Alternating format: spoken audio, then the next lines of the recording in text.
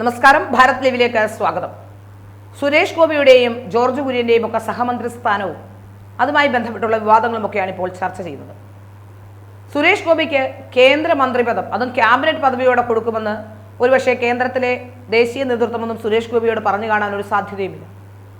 കാരണം കേന്ദ്രത്തിൽ മൃഗീയ ഭൂരിപക്ഷത്തോടെയല്ല ഇത്തവണ BJP അധികാരത്തിലെത്തിയിട്ടുള്ളത്. അതുകൊണ്ട് തന്നെ പലരെയും പരിഗണിക്കേണ്ടതുണ്ട്. അതുകൊണ്ട് തന്നെ പെട്ടെന്നൊരു കേന്ദ്രമന്ത്രി സ്ഥാനം എന്ന് പറയുന്നത് നടക്കാത്ത കാര്യം തന്നെയാണ്. പക്ഷേ കേരളത്തിലെ മാധ്യമങ്ങൾ പ്രചരിപ്പിക്കുകയും വലിയ കുത്തിത്തിരിപ്പുണ്ടാക്കാൻ ശ്രമിക്കുകയും ഒക്കെ ചെയ്യുന്നത് സുരേഷ് ഗോപിയുടെ കേന്ദ്രമന്ത്രി സ്ഥാനം അദ്ദേഹത്തെ ഇത് ചോദിച്ച് അസ്വസ്ഥനാക്കുന്നുണ്ട്. സുരേഷ് ഗോപി ഒരു തെരഞ്ഞെടുപ്പിൽ ഒരു സ്ഥാനാർത്ഥിയായി ലോക്സഭയിൽ വിജയിച്ചു എന്നുള്ളത് ശരി തന്നെയാണ്. പക്ഷേ സുരേഷ് ഗോപിയെ സംബന്ധിച്ചിടത്തോളം കേരളത്തിലെ ഇന്ന് വരെയുള്ള എല്ലാ മാധ്യമപ്രവർത്തകരും ജനങ്ങളുമെല്ലാം വിശ്വസിക്കുന്ന, അവരെല്ലാം മനസ്സിലാക്കുന്ന, അവരെല്ലാം കൃത്യമായി പറയുന്ന ഒരു കാര്യമുണ്ട്: സുരേഷ് ഗോപി ഒരു കൃത്യമായ രാഷ്ട്രീയക്കാരനല്ല എന്നുള്ളതാണ്. സുരേഷ് ഗോപി ഒരു നല്ല അഡ്മിനിസ്ട്രേറ്റർ ആവാൻ സുരേഷ് ഗോപിക്ക് കഴിയുമോ എന്നുള്ളത് ഇപ്പോഴും സംശയമായി നിൽക്കുന്ന കാര്യം തന്നെയാണ്. മാത്രമല്ല, ആദ്യമായി ജയിക്കുന്ന ഒരാൾ അദ്ദേഹത്തിന് ക്യാബിനറ്റ് പദവി കൊടുക്കണമെന്ന് പറയുമ്പോൾ അദ്ദേഹം സിനിമയുമായി ബന്ധപ്പെട്ട് പ്രവർത്തിച്ചിരുന്ന ഒരാളാണ്. ഒരു പക്ഷേ അദ്ദേഹം രാഷ്ട്രീയത്തിൽ വർഷങ്ങളായി പ്രവർത്തന പരിചയമുള്ള ഒരാളല്ല. അത്തരം പ്രവർത്തന പരിചയമുള്ള, അത്തരം പ്രവൃത്തികൾ ചെയ്ത് പരിചയമുള്ള, നമുക്കിപ്പോൾ ജോർജ് കുര്യൻ ആണെങ്കിൽ തന്നെ ഏതാണ്ട് 40 വർഷത്തിലേറെയായി ഈ പാർട്ടിക്ക് വേണ്ടി, BJPക്ക് വേണ്ടി അകമഴിഞ്ഞ് പ്രവർത്തിച്ചു കൊണ്ടിരുന്ന, അന്നത്തെ കാലത്ത് അതായത് 30-40 കൊല്ലങ്ങൾക്ക് മുമ്പ് ഒരു കാലത്തും BJPയിലേക്ക് വരാൻ സാധ്യതയില്ലാതിരുന്ന ഒരു വിഭാഗത്തിൽ നിന്ന് വളരെ കൃത്യമായി പാർട്ടിയിലേക്ക് വരികയും ആ പാർട്ടിയോടൊപ്പം പാർട്ടിയെ ഒരു ഘട്ടത്തിലും പ്രതിരോധത്തിലാക്കാതെ ഉറച്ചു നിന്ന് പ്രവർത്തിക്കുകയും ചെയ്ത ഒരാളാണ് ജോർജ് കുര്യൻ. അദ്ദേഹം ഇന്ന് വരെ ഒരു വിവാദമുണ്ടാക്കിയോ അല്ലെങ്കിൽ സംഘടനയെ തള്ളിപ്പറഞ്ഞോ ഇത്രയും കാലം അച്ചടക്കമുള്ളൊരു പ്രവർത്തകനായി തുടരുക തന്നെയായിരുന്നു. BJPയെ സംബന്ധിച്ചിടത്തോളം BJPയുടെ സംഘടനാ സംവിധാനവും RSSന്റെ സംഘടനാ സംവിധാനവും ഒക്കെ പ്രവർത്തിക്കുന്നത് ആ അച്ചടക്കത്തിലൂന്നി തന്നെയാണ്. പാർട്ടിയിൽ നമ്മൾ നിൽക്കുമ്പോൾ, ഒരു പാർട്ടിയുടെ ഭാഗമായി നമ്മൾ നിൽക്കുമ്പോൾ അവിടെ പാലിക്കേണ്ടതായ ചില അച്ചടക്കമുണ്ട്. പാർട്ടിക്ക് പുറത്ത് നിൽക്കുന്നവർ പലരും വിമർശനവുമായി വരാറുണ്ട്. അത്തരത്തിൽ വിമർശനം ഉന്നയിച്ച ചിലർ പാർട്ടിക്കുള്ളിലേക്ക് പോയിട്ടുമുണ്ട്. അവരൊക്കെ പാർട്ടിയിൽ ചെല്ലുമ്പോൾ ഇതാണ് പാർട്ടി എന്ന് മനസ്സിലാക്കുമ്പോൾ, ആ പാർട്ടിയിലേക്ക് എത്തിക്കഴിയുമ്പോൾ അവർ അത്തരത്തിലുള്ള പ്രസ്താവനകളൊക്കെ പിൻവലിച്ച് പറയാനുള്ളത് പാർട്ടിയിലേക്ക് പറയുകയും ഒക്കെ ചെയ്യുന്ന പ്രവണതയുണ്ട്. അത് തന്നെയാണ് ചെയ്യേണ്ടത്. നമുക്ക് പറയാനുള്ള കാര്യങ്ങൾ പാർട്ടി ഫോറങ്ങളിൽ പറയാൻ സാധ്യതയുണ്ടെങ്കിൽ അത് പാർട്ടി ഫോറങ്ങളിൽ തന്നെ പറഞ്ഞ് അതിന് തീരുമാനമുണ്ടാക്കുന്നതാണ് നല്ലത്. മറിച്ച് ഒരു തെരഞ്ഞെടുപ്പിൽ സത്യം പറഞ്ഞാൽ സുരേഷ് ഗോപിയോട് ചില വിയോജിപ്പുകൾ എനിക്കുണ്ട്. സുരേഷ് ഗോപി പറഞ്ഞത് ശരിയാണോ, സുരേഷ് ഗോപി ആ അർത്ഥത്തിലാണോ പറഞ്ഞത് എന്നുള്ളത് മറ്റൊരു കാര്യം. തനിക്ക് ലഭിച്ച വോട്ട് പാർട്ടിയുടെ വോട്ടല്ല, അത് അരാഷ്ട്രീയവാദ വോട്ടാണ് എന്നൊക്കെ പറയുമ്പോൾ, അരാഷ്ട്രീയവാദം എന്ന് പറഞ്ഞാൽ അത് അനാർക്കിയാണെന്ന് വിശ്വസിക്കുന്ന ഒരാളാണ് ഞാൻ. അരാഷ്ട്രീയവാദം ഒരിക്കലും ഒരു ജനാധിപത്യ സംവിധാനത്തിന് ഭൂഷണമല്ല എന്ന് തന്നെ ചിന്തിക്കുന്ന ഒരാളാണ് ഞാൻ. അതുകൊണ്ട് തന്നെ എനിക്ക് മനസ്സിലാക്കാൻ സാധിക്കുന്നത് അദ്ദേഹം ഉദ്ദേശിച്ചത്, ഒരു പക്ഷേ അദ്ദേഹത്തിൻ്റെ വാക്കുകളിൽ പറഞ്ഞതിലെ വ്യത്യാസമാണോ എന്നറിയില്ല, അദ്ദേഹം ഉദ്ദേശിച്ചത് രാഷ്ട്രീയം കൃത്യമായില്ലാത്ത അല്ലെങ്കിൽ രാഷ്ട്രീയത്തിൽ കൃത്യമായ ഒരു നിലപാടില്ലാത്തവരുടെ വോട്ട് എന്നാണോ എന്ന് എനിക്കറിയില്ല.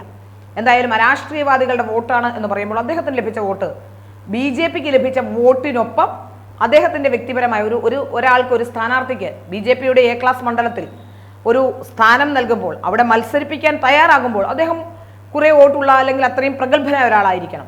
ഏതെങ്കിലും തരത്തിലൊക്കെ, ഇപ്പോൾ അനിൽ ആന്റണിയുടെ കാര്യമാണെങ്കിൽ പോലും ആന്റണിയുടെ മകനെന്ന ഇമേജ് തന്നെയാണ് അനിൽ ആന്റണിക്ക് ഗുണം ചെയ്തത്, വ്യക്തിപരമായ ഇമേജിനേക്കാൾ. അത്തരത്തിലുള്ള ഏതെങ്കിലും തരത്തിലുള്ള ഇമേജുള്ള ഒരു നല്ല പൊതുപ്രവർത്തകൻ, നല്ല ഒരു ജനകീയനായ പൊതുപ്രവർത്തകൻ, അദ്ദേഹം വളരെ ജനങ്ങൾക്ക് ഉപകാരം ചെയ്തൊരു പൊതുപ്രവർത്തകൻ എന്നൊക്കെ രീതിയിലുള്ള അദ്ദേഹത്തിൻ്റെ ഇമേജുകൾ, സിനിമാ രംഗത്തുള്ള അദ്ദേഹത്തിൻ്റെ ഇമേജുകളൊക്കെ തന്നെയാണ് BJPയുടെ ഒരു A ക്ലാസ് മണ്ഡലത്തിൽ അദ്ദേഹത്തെ സ്ഥാനാർത്ഥിയായി പരിഗണിക്കുമ്പോൾ ഉണ്ടാകുന്നത്. അവിടെ സ്ഥാനാർത്ഥികൾ ഇല്ലാഞ്ഞിട്ടല്ല, BJPക്ക് വേണ്ടി വർഷങ്ങളായി പ്രവർത്തിച്ചിരുന്ന നിരവധി പേർ ആ സ്ഥലത്തുണ്ട്.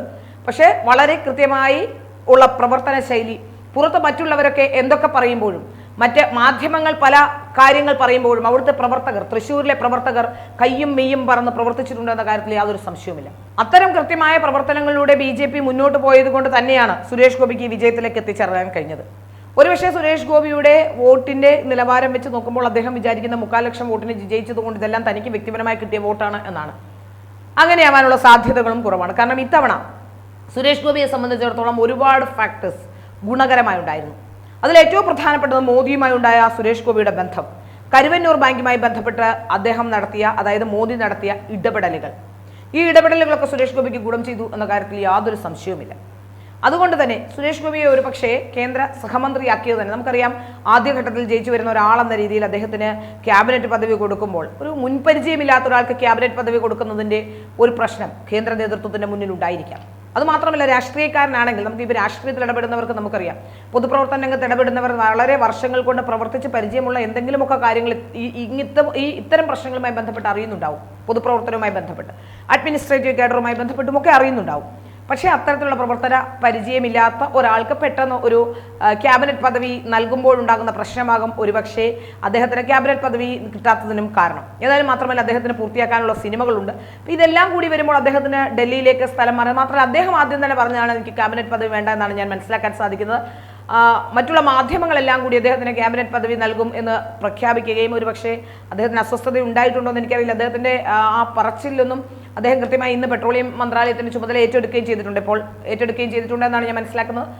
അദ്ദേഹം അത്തരത്തിൽ ഒരു ചിന്തയിലേക്ക് പോയോ എന്ന് എനിക്കറിയില്ല. മാധ്യമങ്ങൾ പ്രചരിപ്പിക്കുന്നതാകാം. ഏതായാലും സുരേഷ് ഗോപിയെ സംബന്ധിച്ചിടത്തോളം, സുരേഷ് ഗോപിയെയും ജോർജ് കുര്യനെയും സംബന്ധിച്ചിടത്തോളം ഇത് വലിയ ഒരു നേട്ടം തന്നെയാണ്. ജോർജ് കുര്യനെ സംബന്ധിച്ചിടത്തോളം പ്രത്യേകിച്ചും ഇത്രയും വർഷം പാർട്ടിക്ക് വേണ്ടി അടിയുറച്ചു നിന്ന ഒരാൾക്ക് ലഭിച്ച പദവി തന്നെയാണ്. അതുകൊണ്ട് സുരേഷ് ഗോപിയുമായി ബന്ധപ്പെട്ട് ഈ പ്രചരിപ്പിക്കുന്ന കാര്യങ്ങൾക്കൊന്നും ഒരു അടിസ്ഥാനവുമില്ല. ഒരുപക്ഷെ അദ്ദേഹത്തിന് 1-2 വർഷം കഴിയുമ്പോൾ അദ്ദേഹത്തിൻ്റെ പ്രവർത്തന മികവ് നോക്കിയ ശേഷം ക്യാബിനറ്റ് പദവിയിലേക്ക് പോലും വന്നേക്കാവുന്ന അവസ്ഥ, വേറെ ഏതെങ്കിലും വകുപ്പോ അല്ലെങ്കിൽ ക്യാബിനറ്റ് പദവിയിലേക്ക് പോലും അദ്ദേഹത്തെ അവരോധിക്കാനുള്ള അവസ്ഥ ഉണ്ട് എന്നാണ് ഞാൻ മനസ്സിലാക്കുന്നത്.